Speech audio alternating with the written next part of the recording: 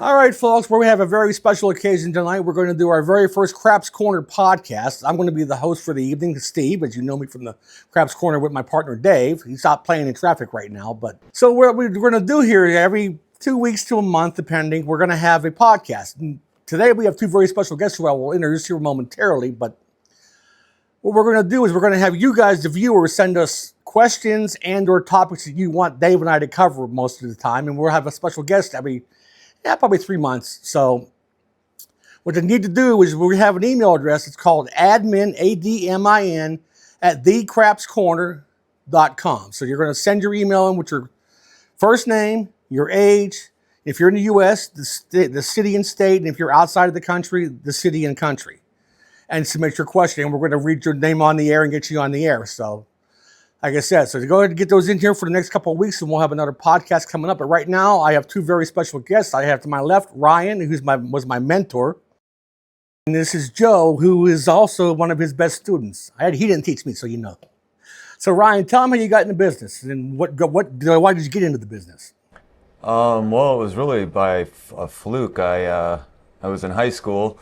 I was 18, and one of my good friends, her mom was a dealer, and summer was coming up, so she recommended that I go try to be a dealer like she is, and so I signed up for the blackjack class, and months went by, and I forgot I even signed up for it, and I came home from school one day, and I remember there was this lady on the recording saying, "This is Pinky Smith from the 21 school," and I'm like, 21? I thought my mom signed me up for a technical college.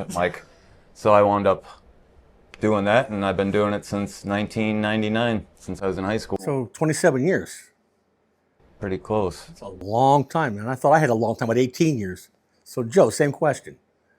What got me into it? Yeah. So before I was in the casino business, I was a chef, food services generally speaking. I didn't have a job at the time. My local classes came up, get me into the blackjack, and I thought I like numbers, and I like, shooting it with people and everything. So I just gave it a shot, a little wager that worked out, And how long you been in the business now? About 3 years now. 3 years, so you're pretty green compared to he and I. I guess so. Yeah. That's good, though. So I like that we have two different perspectives here today. I'm kind of in the middle, and Ryan's the old timer, and you're the young guy. Yeah. So, Ryan, tell these guys how the business used to be when you broke in. Jeez. Well, I had long hair at the time, or longer hair, and you had to cut your hair, black shoes, black socks, black pants, and the uniform they gave you. If you auditioned in a white long sleeve shirt with black pants and a belt. Black and whites, we called those. Yep, black and whites, and it was rough. I mean, I remember dealing the first week of craps, and players are like, "You suck, kid," and they're just chewing you out, spitting you out. Oh, yeah. The pit boss is telling you suck. The box person's telling me I suck, and that was my friend. Oh, yeah. And they just riddled you all day. So, oh, yeah. And the other dealers, they'd riddle you. I mean, they'd be on you. You gotta have thick skin to be in the casino business, especially. Oh, yeah. Oh, back then. Oh, no doubt. So I just went home. Craps is the best. There's no other game. If the casino got rid of craps, I'd go find a different job. I remember my director gave me a set of non-value roulette checks, 100 of them, and said, "Practice with these every day, get as good as you can, and you can go anywhere dealing this game." Okay, but why non-value? Why not, normal casino chips or something of that nature? I don't know. That's just what he had. That's what he had. Okay, yeah, it was in it. It was in its own box, and it said flamingo on it, and it was really cool, actually. Oh, okay. I always thought maybe it was some special reason. Maybe they were better to work with their hands and get better. They were better. They were slicker. They didn't stick. Oh, okay. Yeah, these ones you need to wash them. Believe me, we know that. It was great. So that's what I did for 3 years till I turned 21 and could go somewhere else. You said you started in California, if I remember right? Iowa. Iowa. Oh, okay. Weren't you in California too? Yeah. Yes. Now tell them. Didn't tell them about the no dice. You had to use cards or something, right? Yeah. So they had two different. You had 6 sets of cards on one side, blue, 6 sets of cards, ace through 6 on another side that were red, and then and they were labeled 1, 2, 3, 4, 5, 6. Okay. So if a 5 and a 2 roll, you take the second card, the 5th card. flip it, and whatever those cards say is the outcome of the roll. Right. So like 6 and 1 would be 7 out, obviously, or 7 winner, or whatever the case might be. Right. Oh, okay. I always wondered. That was kind of odd. It is odd. I've heard of it. I've never dealt it. I couldn't imagine the. Yeah, it's bizarre. Yeah, give me dice any day of the week. Yeah, right. Now, like you said about the dealer getting on you, the one I remember that made me laugh to this day, and that's been 18 years, is he said to me, oh, I bet you put a donut out there, you could pay that 6 a lot faster if you put it. Wow. Oh, yeah, Rude. you know. I busted double over laughing. They never mad for me stopping. I said, what are you stopping for? You remember the old 3 rolls behind, you ain't working until you're 3 rolls in? That's right. That's how we used to break them in. Now, Joe, you're the new young guy. Did they do that today? No. No? What do they do today? Nowadays, they're a little bit more patient. Patient? Just a little bit, you know. Oh, God. What's patience? Yeah, I was going to say, we don't know her. No. Maybe not patience, but 3 rolls behind sounds a little bit of a stretch, right? Yeah, but tell them why we did that, though. Well, you'd either get pulled off the game or you'd get better. You never wanted to be the weakest person on the table, and that's why everyone always busted on you too, because you left feeling like such garbage. You're like, I'm not going to be the worst one on the table. I'm going home and I'm getting this in check. Right. Or you went home and cried to mama and you never dealt the game ever again. Those were the 2 options. Yeah. It was separate the men from the boys, literally. And I mean, that's kind of what it was. Exactly. You didn't want to be the lump, as we call it. Right. You know. Dave knows a little bit about that.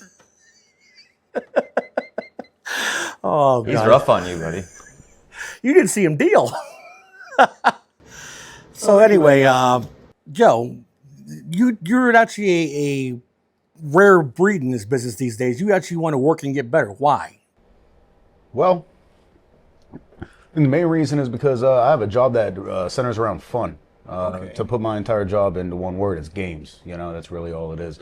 Obviously, I have to, hold that up to a standard and do it properly. But yeah. Well, he's only been around for a couple of years. He ain't fun after a while. Yeah. He'll get jaded. Don't worry. He's lights out though for 2 years dealing dice. Oh yeah. 2.5. He's on straight. Is he on every day or? Oh, every day. Pretty much. Oh, he's on dice every day. Okay. My home away from Well, home. no wonder why he's so happy. I'd be happy too if I got dice 5 days a week. That's what we used to say. If you're black, is people are too dumb to do craps. That's what we used to always say. Yeah. Truth to that too, because they always thought we were the smartest guys in the room because we had to do all the hard work. Yeah, it's definitely. I mean, when I broke in, craps dealers didn't even sit with blackjack dealers. So it's just the way it was. Yeah. I never understood it, but I didn't either, but we were like a fraternity almost. Yeah. Who are you going to share with? But the guy that's next to you in the trench, in the foxhole, so to speak. Yeah. So. Yeah.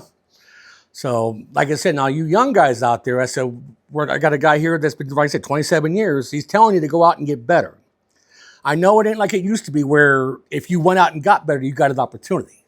As you remember, you would first come out of class, they put you on for, 2 weeks maybe, just to kind of try you out, see how you are. Then you would disappear in obscurity.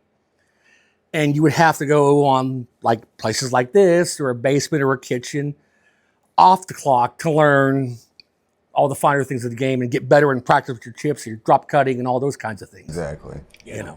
And what happened is that at some point, the guys that dealt it every day would either call off or be on vacation, and the pencil would say, hey, who's been working on our game lately? And they'd say, oh, that Rasky guy was working on it. Let's give him a shot. And then that was your opportunity. You had to show up and ball out, so to speak, and then you got a spot. Yep. And also it gave the older guys incentive not to get lazy, because you could hold off that game that fast. They find someone better, younger, faster, better looking, like Joe here. Damn right.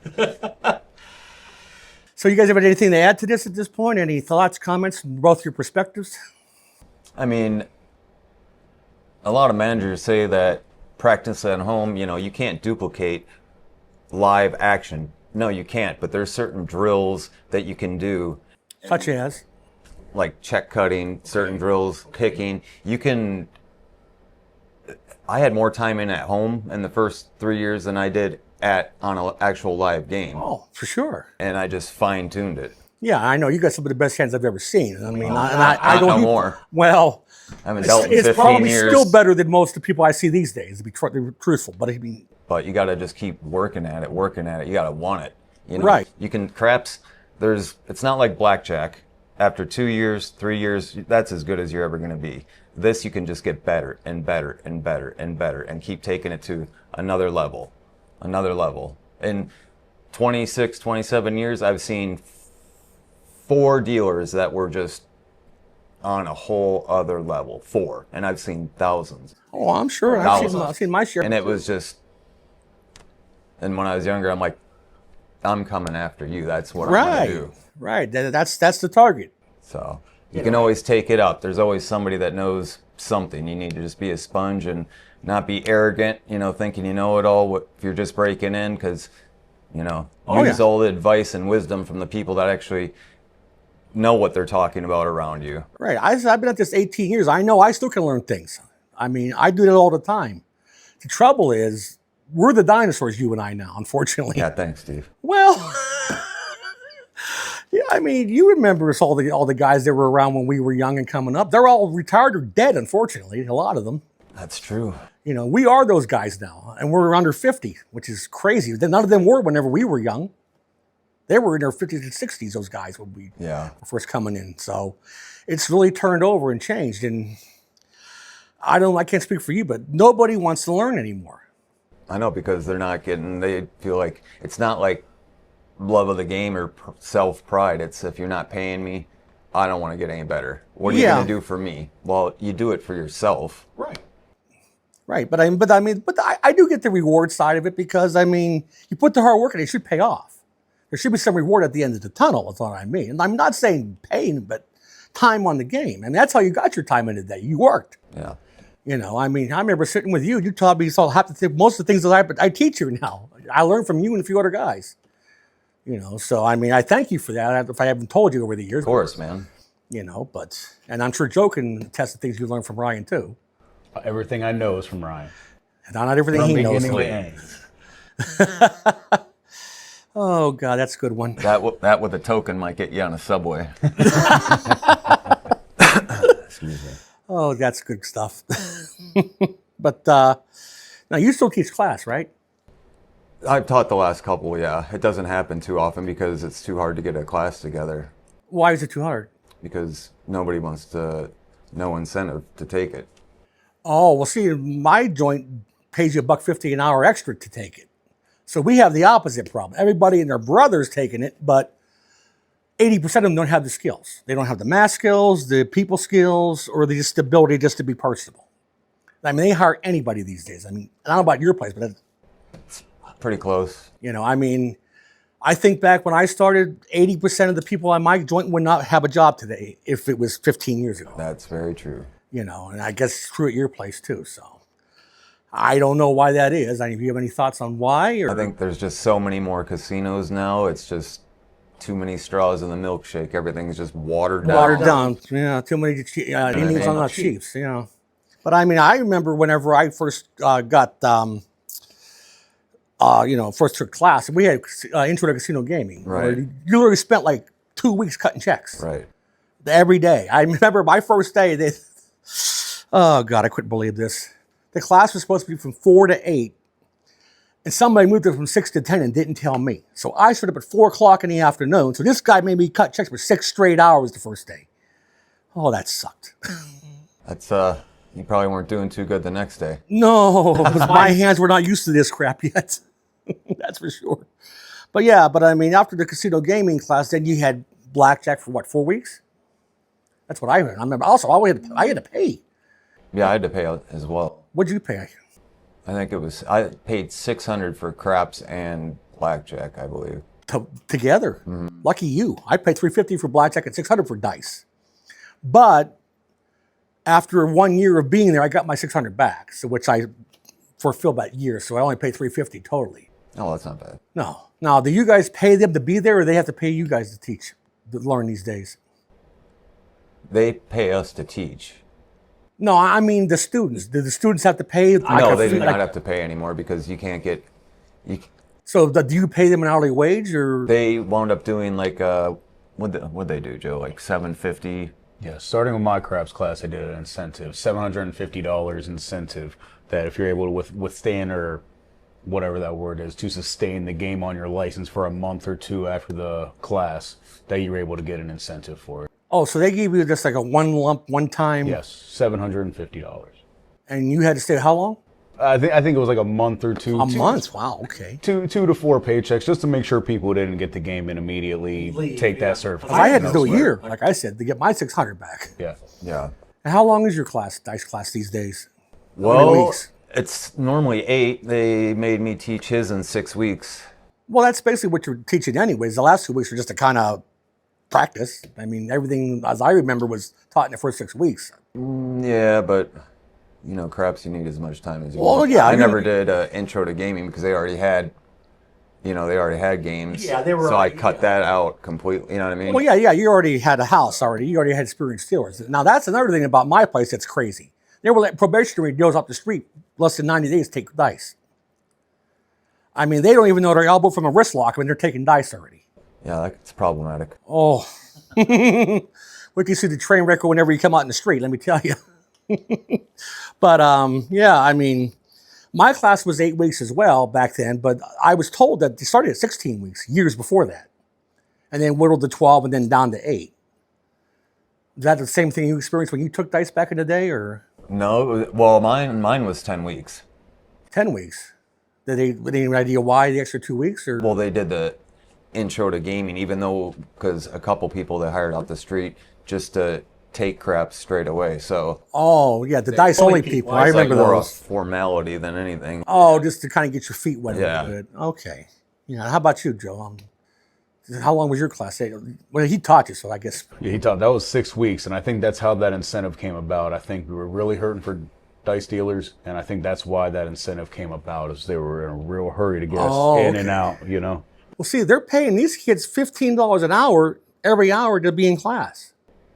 Right, some places are. Yeah, that's what we're doing. So, I mean, they're coming in herds like chickens right? because it's $15 an hour to sit your butt and learn this game, which I think is crazy simply because there's no incentive to get it to do it, because I'm getting paid to be here. I'm not here to learn. I'm here to get money. And I think that's crazy. I mean, when I paid for it, I took that serious because that was my $600 that was hard earned. That was gone now. Yeah. And I stayed the year to get my money back, but still. I just never thought I'd see the day where, they would pay them to take a class. Think desperate times, desperate measures. I suppose. No, that's what just it. We literally have, during the week, Monday, Tuesday, Wednesday, Thursday, we might have one game at 6 p.m. on day shift. One game. $10 game at that, not even 15. And sometimes you get one at 2 o'clock, a second one, if that first one's jammed to the gills, and more than likely a 6 p.m. game. So they stagger it. Yeah, they stagger, but I mean, again, I got 100 crap dealers and we got 8 spots. So you do the math on how often you're going to get on a game. Better up your game. Well, that don't even matter. Not you, but you No. as a generalization. If you went on the game, you better. That's just It's it. not like that anymore No, either. that's just it. I mean, if it was like that, okay, fine. I could work. I could earn something. I could put my time in. I could get to the top of the food chain. But not today, it don't matter. Literally, Does your pit manager run the pencil and control it, or is it already we don't even have a pit manager anymore. They are called pencil by itself. It's its own little entity. There are actually 4 people. They cut pit managers out of our place completely. They got assistant shift managers, which I think was what you're doing with where you're at. And then we have floors. We have a handful of them that are the pencil. But they basically stagger. I might get 2 days 1 week, and I don't see dice for 2 more weeks. Yeah. And Yeah, I mean, a long time ago, it used to be you had dice dealers. That's it. That's it. Blackjack dealers, yeah, carnival dealers. right. That's it. Right. They specialize in those things. Yeah. And Aces in their places. aces. That's exactly right. Aces in their places. That's it. But it's A free for all now. oh yeah, and I can't speak for Joe's. I know I've heard you're pretty good. We'll see a little bit here later on today, but Oh, we'll see. We'll see. we'll see. But I got tired of carrying the new guys after a while. I mean, center bets. I mean, they're a pain. We know that. But you're on stick. You're the new guy. Guess what, new guy? Figure it out. I'm over here to kind of catch you, but I should have to do all the work. They're not paying me your salary and mine, but they act that way these days. Is that the same where you're at, or? Yeah, and that's more just I'd say keep the game moving. Like we'll give them a couple seconds to figure it out, but you know how impatient players are, especially gamblers. No doubt. You got about 3 seconds to come up with an answer, and then we're gonna just speed this along. Because center action, you gotta practice that among other stuff at home. Oh, for sure. I think For sure. Absolutely. to get fine tuned. Oh, for sure. I said we just shot a video earlier today about center action, some tips and tricks that I put out there on our YouTube channel today. So hopefully you guys take a look at those when those of you dealers out there watching this today. They'll be coming out very soon, that video. And yeah, you got to keep the game moving along, but at the same time, how are they ever going to learn?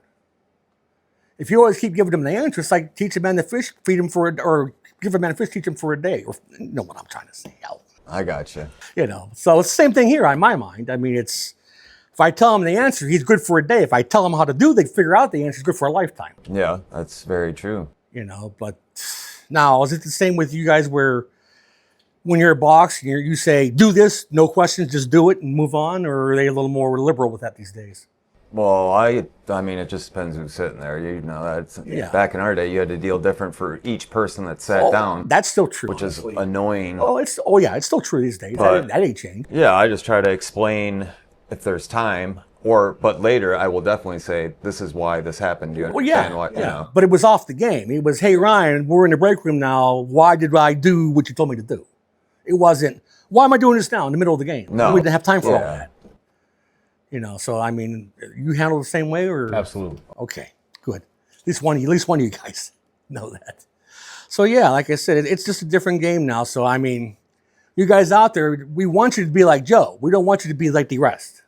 We need more Joes in this world as far as it comes to. I tell people that all the time. And so do I. Oh God, I just met this guy tonight, so I don't know, folks. He's a superstar, trust me. Oh well, we're gonna see, because we're gonna put him on stick here tonight. And he's only gonna go farther.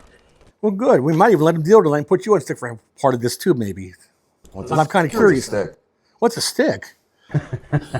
This is a stick, folks, right? Anyway, you guys have any interesting, funny stories that you share with the viewers to kind of have a little fun with this now, since we're kind of done with the business part of it? Anything at all? I mean, I don't care what it is. I got a truckload, but well, you know, tell I can't. Protect share. Just protect the innocent. That's all. Change the names to protect the innocent. I want to share some stories. I want to protect me. I don't care about everybody else. What you do? I've done a lot. Well, I mean, you have to have stories about players. I mean, yeah, I mean, that are fun. All right. So there was this guy in the first place I worked, and I was only dealing like a few months. Well, they called him Formaldehyde Freddy because his hands were always orange and he smelled like formaldehyde. Well, this guy, he's like 60, I don't know, parted hair, I don't know, 6 foot, flannel. He'd always stand right next to stick. Okay. And every time he wanted to press a 6 and 8, he would hold up flashcards. What? With a thumbs up or press it. Yeah, like take it up. Never spoke. Well, here to come to find out, this guy was an air traffic controller. Where? I don't know where. Where? Okay, I want to fly to his airport. But he, you know, those guys are like, yep. Yeah, exactly. Well, this guy never said a word. Ever said a word. And I'm like, that plane's going down, bro. You got that right. So how did he tell you what he wanted bet? He'd just go and point to each number. And you just had to know by the amount that was on the table? Like it was a $12 6 or 8 or whatever? They had been dealing with him forever, so I just went along with it. I mean, it's not supposed to be a bet, but... Yeah, you're supposed to burglarize. My box person in the pits, like, what are you doing? Set him up. You know, it's different time. Well, yeah, I still kind of sort of do that too, but I mean... But yeah, this guy was something, man. Oh, for sure. Old Formaldehyde Freddy. Formaldehyde Freddy, huh? Is that alliteration or what? How about you? You got a story? And anything's welcome. I mean, we want to have a little fun here, so make it true, but fun. The superstitions are the stories I got. Okay. Without naming names, you ever see a gentleman with a notebook at the table? Oh, yeah. 3 of them. Oh, yeah? Those 3 of them. Two for sure. I mean, and there was a third one, but I mean, without naming names, I mean, definitely know 2 of them. Do they still come there? Yeah. Absolutely. Yep. The salt and pepper? Yep. Okay. That's the best way I can explain it without saying too much. I love the salt. I love the pepper guy. He was funny. Yeah. And I worked with Salt, believe it or not. I brokered with him in Wheeling. Oh, yeah. Yeah. I can't believe he still carries that notebook. You gotta be shitting me. About 2 hours worth of writing. He'll work his bets for one roll. Turn me back. I used to dote him up there. Believe me, I remember. Yep. Yeah. I always wanted to know. I said, "You ever figure anything out?" No. Then why do you keep doing it? Yep. So well, I could tell sorts of night too, but this happened at 4 o'clock in the morning. We had a player. He actually comes on my joint now. He's mellowed out a lot. I can't say his name, but you'd know him for sure. But anyway, remember Billy Shady? Of course. Great boxman. I learned a lot from him. That's another one of those guys, but he's no Been longer with around us. forever. Oh, yeah. He had 30 years when I met him. And My dude. Oh, yeah, good. Him and his brother worked down where I'm at. He's since retired, too. Tommy Shotty. But anyway, it's 4 o'clock in the morning. I'm done at 6 a.m. And we got jammed. We got 8 on each side. It's the only table going, and he's drinking. It's the only time I ever see drink. And the guy next to the stick was shooting, and they were on a good roll. So it was, bets were everywhere. They were having fun. And somebody walking by the table said, "Hey, buddy, what's up?" to the shooter. He goes, "You don't bother the shooter." And the other guy goes, "Bleep you." I'm sure that went well. Oh, it went well to the tune of, "I'm going to go out to my car and get my gun and blow you away." The cops were called. We had to fill out incident reports at 5 o'clock in the morning. He didn't get arrested. I was amazed, but now he started coming to where I'm at now about a year or so ago. And the first time I knew he was down there, I had to get to this guy, but I didn't know if he was mellow like he is now. But I told him, I said, "You can't do what you did at because they will throw you out. They're not going to play." He got, how much number of days he got for that incident being banned? Probably 30. I wish. Cut that by about 15, divide by 15. 2 days. That's it? They gave him 2 days for threatening to kill somebody with a gun. Wow. And I remember telling the pit boss, who will remain nameless, that you are messed up if you don't give him more than life, less than life.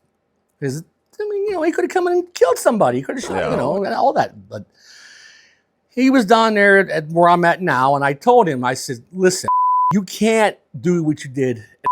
They're not going to tolerate it." Within a week, he was thrown out, harassing the dealer, being right. So, yeah.